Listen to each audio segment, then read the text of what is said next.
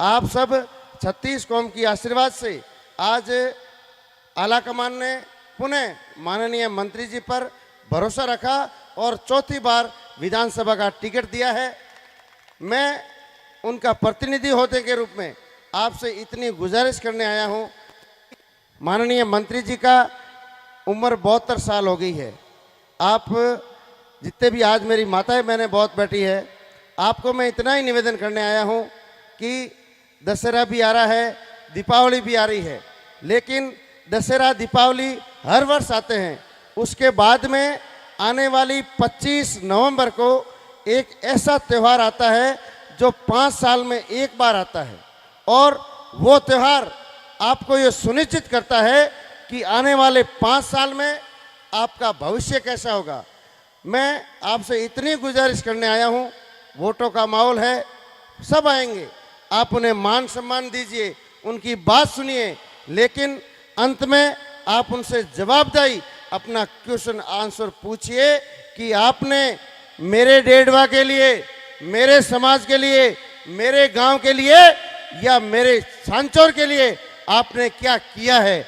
अगर वो कहे कि मैंने विकास के लिए सांचौर, डेढ़वा या आपकी समाज के लिए ये अगर आपको लिस्ट दे दे कि मैंने इतने काम किए हैं, तो निस्संदेह आप उनकी बात सुनिए और उनका साथ दीजिए।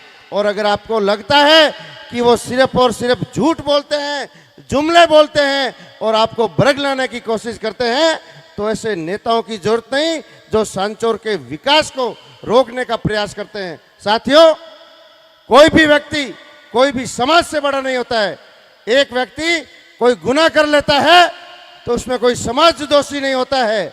मैं आपसे इतना ही निवेदन करने आया हूं कि मेरे पिताजी की उम्र 72 वर्ष की हो गई है और ये उनका आखिरी इलेक्शन है।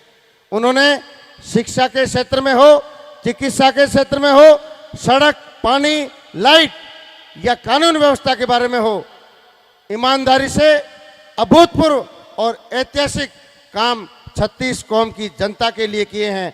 आप सुदूर जोरादर चले जाओ या इधर भीनमाल बॉर्डर पे जोधाबाद चले जाओ या पाकिस्तान बॉर्डर पे वेड़िया चले जाओ या गुजरात बॉर्डर पे बड़ी विरोल चले जाओ, प्रत्येक क्षेत्र और 36 कौम को साथ लेकर माननीय मंत्री जी से ने आपके आशीर्वाद से प्रत्येक क्षेत्र में काम करने की कोशिश की है।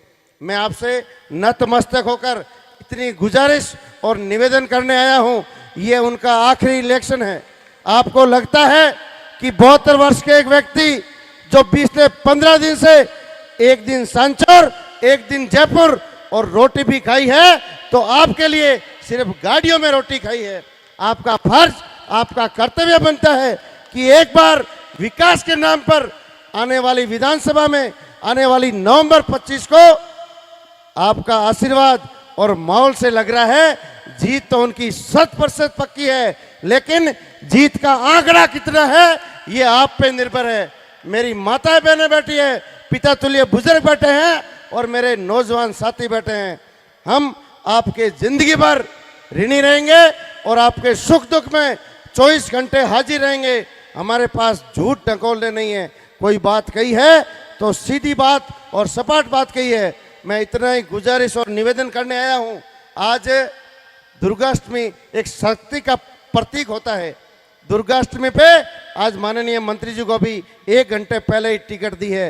अब टिकट तो माननीय मंत्री जी ले आए, लेकिन जीत आपके हाथों में है। आपसे गुजारिश करता हूं, लोग आएंगे, बहाने आएंगे, आपको भड़क लाने की कोशिश करेंगे, लेकिन किसी के झांसे में मत आना, इर्द गिर्द देखना। अगर आपको लगता है कि 72 वर्षीय माननीय सुखराम बिश्नोई ने आपके लिए, आपके गांव के लिए, 36 कौम के लिए और सांचौर जिले को अग्रिम जिला बनाने के लिए अगर काम किया है, तो ये आखिरी उनकी आखिरी इच्छा है।